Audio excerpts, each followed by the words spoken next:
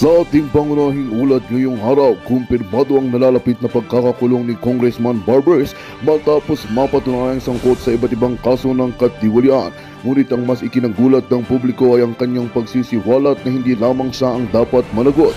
Direkta niyang idinawit si Pangulong Kuting Jr. bilang kasabat umano sa mga iligal na gawain sa gobyerno. Ayon sa mga ulat, sa harap mismo ng mga imbestigador ay dinitalye ni Barbers ang di umano'y malawakang korupsyon kung saan kasama raw ang Pangulo at iba pang matataas na opisyal ng administrasyon. Dahil dito, mas lumakas ang panawagan para sa isang masusing imbestigasyon upang alamin kung may basihan ang mga akusasyon laban kay Kuting Jr. Samantala, maring itinanggi ng Malacanang ang mga paratang na sinasabing gawa-gawa lamang ito upang siraan ang kasalukuyang pamahalaan. Sa ngayon, inaasahang ilalabas na ang anumang oras ang opisyal na kautusan na magpapatupad ng sistensya kay Barbers. Patuloy naming babantayan ang magiging hakbang ng gobyerno kaugnay ng kalagayan at ng mga revelasyong ito. At yun na ang balitang ating pagkakatutukan. Ngunit bagong lahat, siguraduhin mag-subscribe at ihit ang notification bell para sa patuloy na pagtutok sa mga silip ng bagong balita sa tunay na boses ng masa.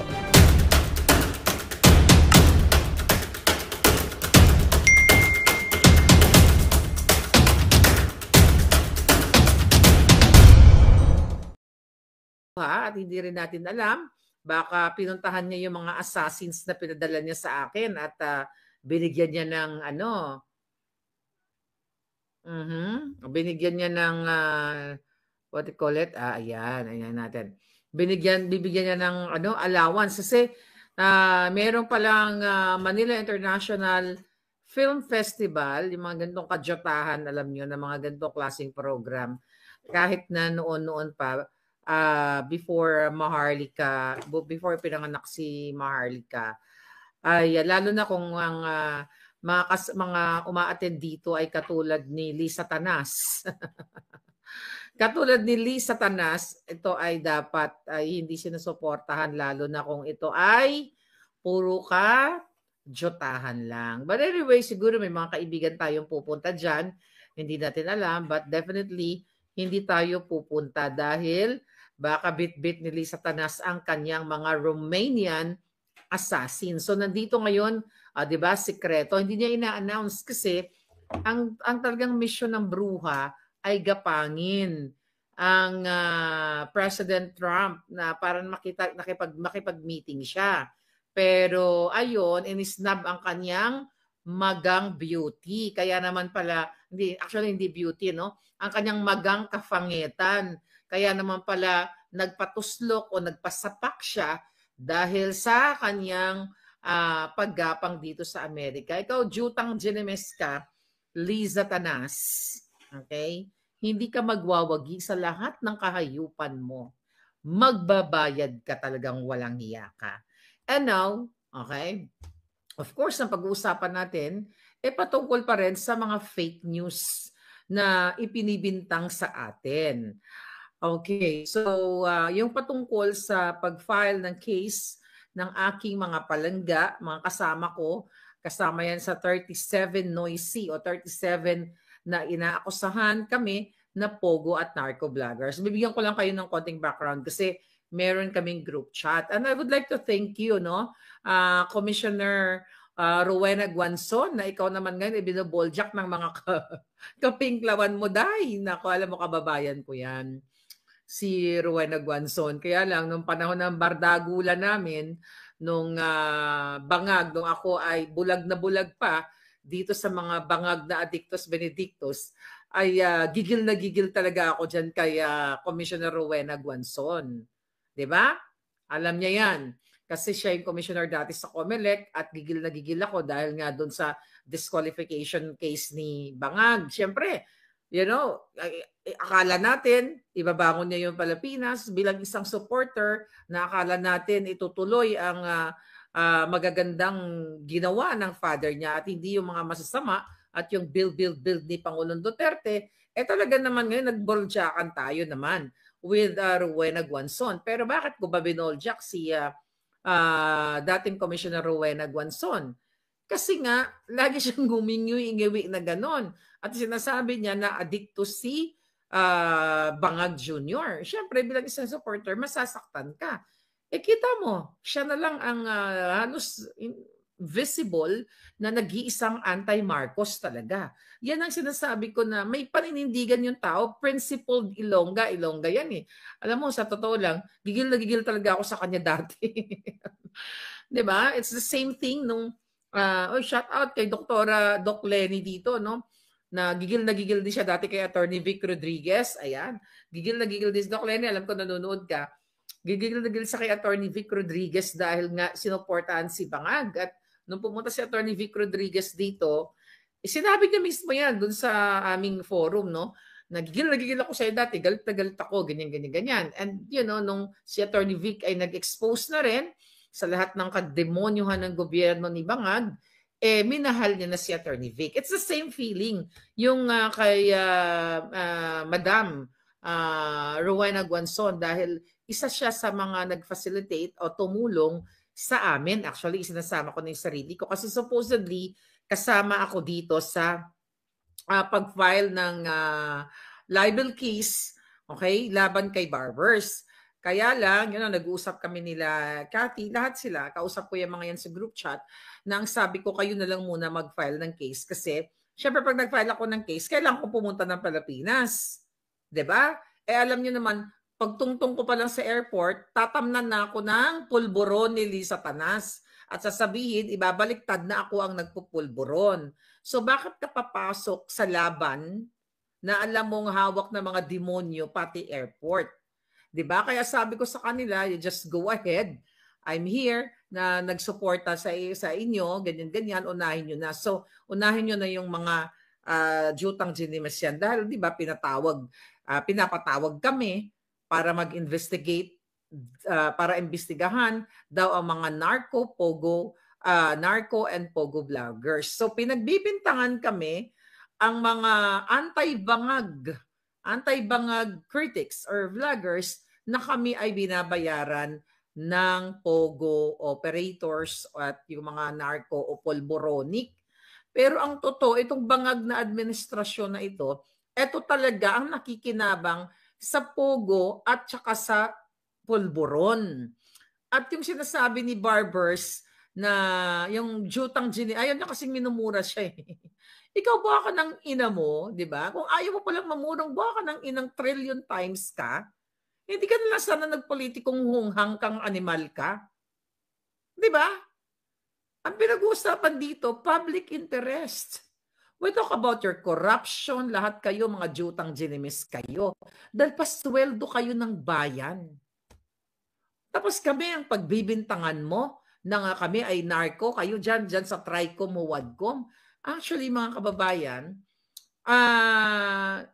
di ba si Cathy naging emotional, si Cathy Binag, si MJ naging emotional kahapon dahil yun na, kinakwento ni MJ na may mga elderly na yung kanyang like mother na dapat, yung time na yun, sa totoo lang, tama dun si MJ, na yung ginagawa ng Wadcom na ito or Tricom na ito ay panggigipit. Kasi ang sinasabi ng mga hinayupak na to, inimbitahan ang mga vloggers para daw sila mag-imbestiga, para makatulong. Kinuha kaming mga resource person in aid of legislation. Pero ang totoo, hindi naman kami inimbita para makatulong ang aming mga insights, ang aming mga expertise para i-improve ang batas ng patungkol dito sa pag-suppress nila ng freedom of speech. Sabi nga ng batas, hindi ka pwedeng gumawa ng batas na supilin ang ating malayang pagsasalita, pagpapahayag ng opinyon at kung ano pa. Kaya nga pa ulit-ulit nating sinasabi, mga kababayan, kung gusto pala nila na magkaroon ng mga vloggers. Kasi if you talk about vloggers, huwag ka lang tututok doon sa anti-bangag vloggers. Marami mga entertainment vloggers na nagpapakita ng mga latbi nila, mga kabigaan, kadyutahan na nakakasira ng ng mga kabataan. Marami mga kabataan ngayon na nag-aspire na maging mga vloggers na ginagawa na lang yung mga kaletsyan. Yung iba kumakain ng tae. Hindi, di ba may mga ganon? Yung iba kumakain ng, yung mga ganon. Yung iba, pinapakita yung bilat na parang magbuka-buka ng mga kipay nila para magka-views lang, katulad ni Lisa Tanas. Di ba? Nangingidnap yung Jutang Ginemes na yan. Sabi nga ni Pinoy Ako PH, the most sued government ever, Bangag administration. So ngayon, mga kababayan, kaya naman, yung pag-file ng libel case, cyber libel case, dito kay, pangalan nito, kay Barbers, ay deserve niya. Okay? Pero ngayon, tignan natin. Okay? May sinasabi siya na parang duwag daw itong mga tayo, 37 vloggers, and ginagamit lang daw natin. Mamaya basahin ko yung statement niya, no? Ginagamit lang daw yung batas para magtago kami or i-take advantage daw yung batas para magtago kami at hindi kami pupunta dyan sa kanilang TRICOM hearing na yan. Kung hindi ka naman kabubububuhan ka Jutang Ginemes, hindi ba isang matapang na hakbang ang ginagawa? Isama ko na yung sarili ko, yung mga palangga ko dyan, although I'm not included sa nag-file ng case, hindi ba isang matapang na hakbang ang ginawa ng mga anti-bangag vloggers? Nakasuhan kang hinayupa ka sa pag-aakusa mo sa amin na kami ay narco and pogo vloggers. Dahil yan ang pakalat yung fake news eh. Diba? Na kami ay trolls. Pero ang buha ka ng Ginemes kayo, si Lisa Tanas at si Marcos Bangag, ang mayroong trolls. Kahit tignan nyo ang kanilang account ngayon, ang dami ko ng mga in-expose dyan, mga screenshots, na mismo yung nung Presidential Communications Office na yan ang nagpapakalat ng fake news. Yang si Bukangkang na tinanggal nilang undersecretary. Di ba? Meron tayong screenshot na pinersent na allegedly siya ay kumukubra ng 3 to 5 million pesos, mga kababayan, na budget para sa kanilang mga bangag vloggers or pro-bangag vloggers. Okay? Siguro binibigyan na ng barya pero malaki pa rin itong mga pro-bangag vloggers, tapos according to our source ay bumubulsa ng 3 to 5 million pesos. Ngayon, ito si Lisa Tanas, di ba, sinabi ko sa inyo, meron din tayong source dyan na may binabayaran siyang firm na 5 million a month. Ang firm na binabayaran ni Lisa Tanas para mag-trolling, magsabi na siya ay mudlo, na hindi siya mudlo, hindi siya butod. So bakit tayo lang ang iniimbestigahan na anti-bangag vloggers? So makikita mo talaga na ang target nila is tayo, right? Trollbuster. Okay, basahin natin to. Okay. So dahil nga doon sa pag-file ng case kagabi, kahapon dyan sa Pilipinas, nila Cathy, I hope makausap natin si mga palangga natin no soon. Excuse me. Ngayon, ang sabi dito ni vloggers, bakit kayo masasaktan kung hindi kayo guilty?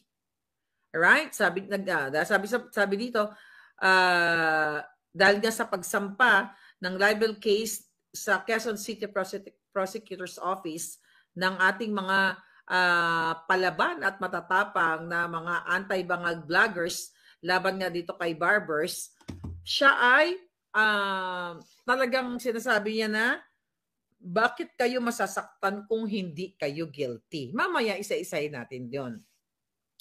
Kung natatandaan ninyo, noong December, nagsumulat itong si Barbers sa NBI na imbestigahan, ang sabi niya na imbestigahan ang narco vloggers na posibleng connected sa mga pogo. Actually, hindi niya lang sinasabing allegedly eh.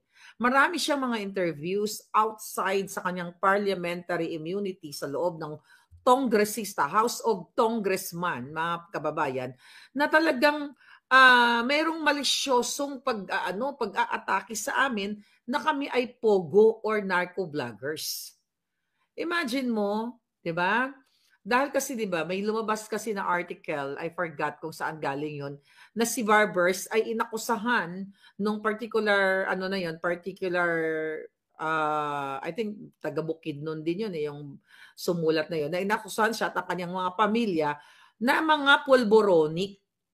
diyan sa kanilang lugar. Kaya galit na galit siya ngayon, 'di ba? Kaya nga dapat ikaw ang imbestigahan ng NBI, nahunghang ka, 'di ba? Ikaw diyan ang head ng House Committee on Dangerous Drugs. Pero ayaw mong ipatawag si Cathy Binag patungkol sa accusation niya na si Marcos Jr. ay isang addictus benedictus at si Lisa Tanas, kidnapper, tsakera smuggler, ay inabutan siya ng droga o pulburon. Di ba, ikaw yung head. Pero gusto niyong punterian dahil magkakasabwat kayong hinayupa kayo na talagang patahimikin kami. You know why? Mga palangga, alam naman natin, alam nyo naman yan, na kaya kami pinapatawag dyan sa committee na mga huwad committee na yan o TRICOM na yan, kasi nga iko-contempt kami. Diba? Kayo dyan, ako gugurgurin talaga ako dahil, prior to that hearing na yan, si Lisa Tanas at si Robles kasama yan sa kaso ko na merong nagbigay sa atin na na impormante, nagugurgurin, na pinagugurgur nila ako. So kaya itong nangyayari sa ating mga palangga, actually slight lang, wala pa to sa nangyayari sa akin. Sa ginagawa nilang, akala nila kasi mapapay, madidrain nila ako physically, mentally, financially. Yun kasi yung target nila. Alam nyo naman, last year, sunod-sunod yung kinaso nila sa akin. 4 cases, lahat yung defamatory. Hinabol nila ako dito, di ba? Civil case yun, mga palangga. Kaya nakapag-file sila dito at ginagastos nila ang kaba ng bayan. At yung isa nga, dismissed with prejudice. At yung isa, yung una, napag-alaman ko, tumawag pa talaga sa kanyang mga amiga, mga kaibigan na, sabi niya, papailan ko ng kaso si Maharlika kasi puponduhan at si Lisa Marcos, silam ang magbabayad sa kanyang lawyer's fee. Kaya ngayon, umiikot ang tumbong ng mga buwaka ng inang to, di ba?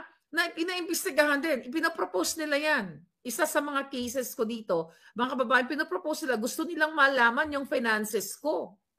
And I will fight. Okay? Kung sino ang gumagastos daw sa case ko. Yan ang challenge ko sa mga bangag na ito. Okay? Kasi, iniisip nila, okay, ang nasa utak nila, ako ay pinupondohan ng narco o ng polboronic kung sino pa man. Ganon din yung pagbibintang nila dito sa ating mga vloggers dyan, anti-bangag vloggers. Wala silang makikita hanggang sa huling laban na ito, wala silang makikita na ni piso ay nagbigay ang narco o pogo sa akin o dito sa itong mga palangga ko. Dahil ang nakikinabang sa narco at pogo ay si Marcos Jr., si Lisa Tanas, election season pa lang. Yung isa yan sa mga expose ko at eto nga etong sinasabi ko. Mga kababayan, ang pagpapatawag sa atin sa Congress sa aming mga NARC 37 ay talagang para i-contempt kami, para ikulong kami, magkamaliman kami ng actually kahit hindi ka magkamali ng iyong pagsagot ay ikukulong ka talaga nila gamit yang panangga nilang contempt. Kaya matatapang yung mga buwaka ng inang yan. Hamunin, yung mga hayop na yan, yung mga kongresista na yan, katulad ni Abante, ni Fernandez, pag wala na kayong immunity, mga hinayupa kayo, di ba? Mga talawan kayo, mga duwag. Tapos ngayon, dahil ginawa ng mga vloggers, anti-bangag vloggers, ang tamang avenue to file a case against you, Barbers, at meron pa, hindi lang si Barbers ang papailan ng case na yan. Tapos ang sinasabi pa niya, karamihan daw sa nagsampa ng kaso ay mga vlogger nga na inimbitahan, yun nga, doon sa pagdinig sa TRICOM, pero hindi dumating o hindi dumalo. Kaya sabi niya, ni Barbers, ginagamit namin ng mga vloggers ang korte bilang panangga sa pagpapakalat ng maling impormasyon at paninirang puri. Paano namin ginagamit ang korte at panangga? Yan ang fair square na laban. Kung ikaw na julul ka, na alam mo, sigurado ka na may ebidensya kang jutang genimis ka na kami ay narco, yung sumampas sa'yo na kaso kami ay narco at Pogo-funded vloggers, ipakita mo sa korte. Eh ako hinahamon ko yung amo mo ha. Si Bangag at si Lisa Tanas. Di ba ano ang sinasabi ko? Si Matos Jr. ay addictus benedictus. Yan kung hindi totoo ay paninirang puri. Pero bakit takot yung hinayupak na yan na mag-file ng case against me? Which is sinabi nila noong July na makikipag-ugnayan sila sa Amerika. Dahil, deep fake or fake news or fabricated or, manipulated yung video. Bakit hindi sila mag-file ng case? Presidente yan. Yan si Lisa, kung si Cathy Binag nga, hindi nila ma-file ng case. Diba? About sa paggagamit nila ng pulburon at sa involved nila dito sa pagsingot and everything kasi alam nila na may matibay na ebidensya. Kasi once na nag-file ng case against kay Cathy, against sa akin, diba yung video na yan na ipinakita ko sa inyo mga kababayan, although na forensic examine na yan, i-examine uli yan ng korte at doon magkakaalaman kung si Maharlika ay nagsasabi ng katotohanan na yung video na yon ay authentic. Kasi magkakaroon both parties, magkakaroon yan ng pagsusuri at mayroong independent, na magsusuri sa video na yan. Takot na takot.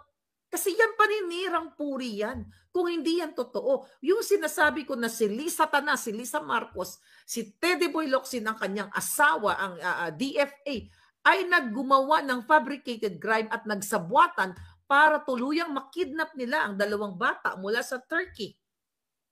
At nandyan na ngayon sa Pilipinas at hindi nakakausap ang kanilang ina dahil pinakidnap. Diba? Nakipagsabwatan si Lisa Tanas sa tatay ng mga bata dahil according to distressed mother ay magkasabwat sila sa mga illegal na business. Etong sinasabi ko, defamatory ito kung hindi ito totoo. Kaso takot yung mga buwaka ng inang, even yung si Francis Lloyd Chua, takot siya kasi may mga ebidensya na sa loob ng iPad na magkasabwat sila ni Lisa. The reason why nabigyan ng protection si distressed mother sa Belgium. Kaya nga, abangan niyo po, yung busy pa kasi siya eh. So, hindi pa namin ma-release yung video. So, ibig sabihin mga palangga, because we talk about what dito? Fake news, trolls. Okay? Galit na galit itong mga hinayupak na ito, katulad ni Barbers sa amin, kasi sinasabi namin ang katotohanan. Kahit murahin namin ikaw, buha ka ng genemis ka, Barbie, 10 ng pamilya mo na nakikinabang sa pera ng bayan, sa pinapasweldo sa'yo, o kung may mga illegal kang mga transaksyon, buha ka ng ina mo dahil yan ayaw mo marinig, di ba? Karapatan ko yan. Karapatan ko bilang isang tao, yan ang nararamdaman kong puot at galit sa ginagawa mo. Is that libelous? No. Ang mura na buha ka ng ina ay hindi libelous. Dapat kinasuhan na. O, kung si Obama nga walang nagawa. O, nung binulyawan siya ni Pangulong Duterte, ikaw sino kayo? Putang ina ninyo lahat. Ayaw niyong mamura, huwag kayong magtrabaho sa gobyerno or magtrabaho kayo ng tama, gawin niyo ang serbisyo publiko, hindi yung minura kayo, papatawag niyo dun sa TRICOM niyo, tapos ikukulong niyo mga hinayupa kayo. Kung matapang kayo, lumabas kayo dyan, magsuot tayo ng boxing gloves, kahit babae ako, pitikin ko yung mga itlog nyong mga supot. Alright? Tapos ano sinasabi ni Barbers dito? Okay? Ginagamit ng mga vloggers ang korte para panangga sa pagpapakalat ng maling impormasyon. Julul ka. Di ba? Papayag ba ang korte na mga yan magpapagamit? Yung iba dyan, ginagamit, binabayaran ni Lisa Tanas at baka ikaw, may kakilala ka mga judge na pwede mong bayaran and everything. Okay? Tapos sinasabi pa niya palangga, sabi niya, hindi daw siya nagbanggit ng pangalan sa kanyang mga talumpati at mga panayam. Kaya sabi daw niya, kung nag-react ay maaaring indikasyon ito ng kanilang pagkasangkot. Yun ang sabi niya. Ang sabi pa ni Barbers, okay lang sa akin na punahin ang mga palpak o mali sa aming trabaho. Pero pagmumurahin o babastusin nyo na kami ng walang malinaw na dahilan at deliberate na di kukunin ang aming panig sa issue ng inyong pagbablog, isang ibang usapan na yan. Okay, sagutin natin yan. Okay lang sa'yo na punahin ang mga palpak. Tapos, tangina ninyo, ang pinupuna nga namin yung panggigipit ninyo, yung pagkulong nyo kay Colonel Grijaldo, ang pagcontempt nyo dahil sa pagsabi ng Colonel Grijaldo na pulis na nagsisilbi sa bayan na kinausap o kinumbinsi o kinumpluwensyahan siya ni Fernandez at itong ni Abante para magsinungaling sa inyong paghiring dyan na idawit ang mga Duterte. So galit kayo mga jutang ginina ninyo, galit kayo? Pambabastos ba yan? Pambabastos ba ang pagmumura? Ang tawag dyan, outburst, emotion, dahil sa inyong kademonyuhan. Dapat nga hindi lang mura. Kung may bitay nga, dapat jitayin kayong lahat sa kahayupan ninyo. Nasasaktan ka sa mura? Lumayas ka diyang hinayupak ka, barbers, diyan sa kinauupuan mo at kumakamal ka at ninanam-nam-nam mo ang pera ng bayan simula pagpasok nyo pa lang sa Congress. Ang paglamon nyo ay pera namin. Kasama ako dyan, kahit sa Amerika ako, pera ng taong bayan. Anong sabi mo pa? Sabi pa niya, dapat kunin daw ang panig nila sa issue ng inyong pagbablog. Okay, I challenge you. Kunin yung panig. Katulad ng pag-challenge ko kagabi, o magpa-interview ka sa akin. Hindi kita mumurahin. Buha ka ng inanga, ngayon buburahin kita. O sige, magpa-interview ka. Andyan, Maharlika Network at Proton Mail. Gusto ko malaman. Magandang balita ang hatid namin sa inyo ngayong araw. Sa pagtatapos ng aming balitaan, nagbigay kami ng mga mahalagang impormasyon. Maraming salamat sa pagtutok at pagsuporta sa aming programa. Huwag kalimutang manatili sa mga susunod na araw para sa mga bagong balita at mga kwento na dapat nating abangan. Mula sa Boses ng Masa, magandang araw, Pilipinas!